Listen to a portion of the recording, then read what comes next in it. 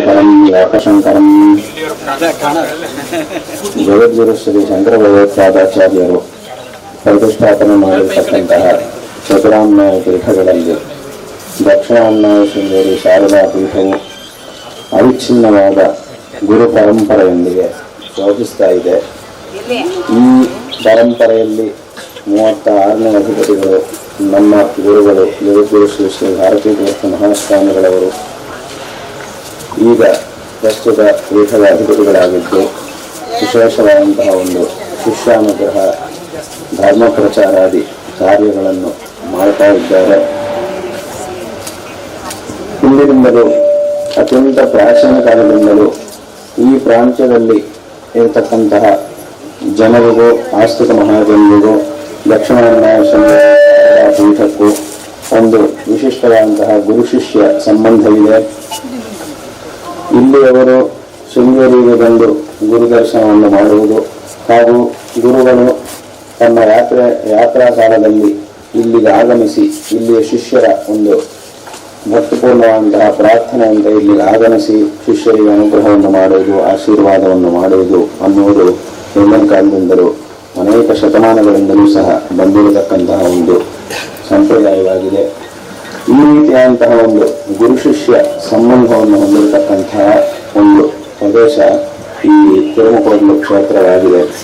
ಇಲ್ಲಿ ಪವಿತ್ರವಾದಂತಹ ಕಾವೇರಿ ನದಿ ತೀರದಲ್ಲಿ ಈ ಒಂದು ಕ್ಷೇತ್ರವಿದೆ ಮತ್ತು ಇಲ್ಲಿ ಶೃಂಗೇರಿಗೆ ಸಂಬಂಧಪಟ್ಟಂತಹ ಒಂದು ಅಧಿಷ್ಠಾನವು ಇಲ್ಲಿ ಶೃಂಗೇರಿ ಕ್ಷೇತ್ರ ಶೃಂಗೇರಿ ಶಾರದಾ ಪೀಠಕ್ಕೆ ಸಂಬಂಧಪಟ್ಟಂತಹ ಈ ಒಂದು ಪ್ರದೇಶದಲ್ಲಿ ಈ ಒಂದು ಸನ್ನಿಧಿ ಇಲ್ಲಿ ಇದೆ.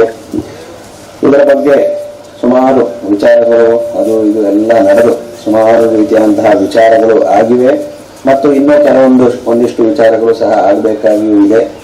ಈ ರೀತಿಯಾದಂತಹ ಒಂದು ವಿಷಯ ಇಲ್ಲಿ ಇದೆ.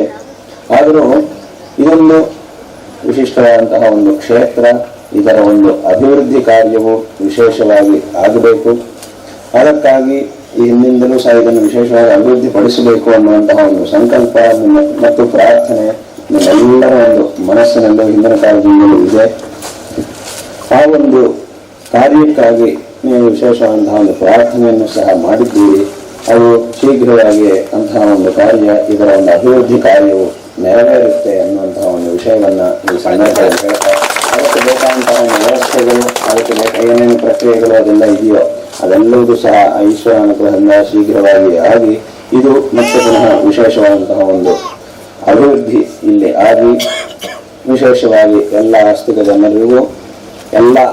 ಜನರ ಒಂದು ಶ್ರದ್ಧಾ ಕೇಂದ್ರವಾಗಿರತಕ್ಕಂತಹ ಈ ಒಂದು ಕ್ಷೇತ್ರದಲ್ಲಿ ವಿಶೇಷವಾದಂತಹ ಅಭಿವೃದ್ಧಿ ಉಂಟಾಗಿ ಮುಂದಿನ ಕಾಲದಲ್ಲಿ ಇನ್ನೂ ವಿಶೇಷವಾದಂತಹ ಭಗವದ್ ಆರಾಧನೆ ಮತ್ತು ಧಾರ್ಮಿಕ ಅನುಷ್ಠಾನಗಳು ಹಾಗೂ ಅದ್ವೈತ ತತ್ವದ ಒಂದು ಪ್ರಸಾರ ಇತ್ಯಾದಿ ಕಾರ್ಯಗಳೆಲ್ಲವೂ ಸಹ ಇಲ್ಲಿ ವಿಶೇಷವಾಗಿ ಭವಿಷ್ಯದಲ್ಲಿ ಶೀಘ್ರವಾಗಿ ನಡೆಯಲಿವೆ ಅನ್ನುವಂತಹ ಒಂದು ವಿಷಯವನ್ನು ಸಹ ಇಲ್ಲಿ ಹೇಳ್ತಾ ಇದ್ದೇವೆ.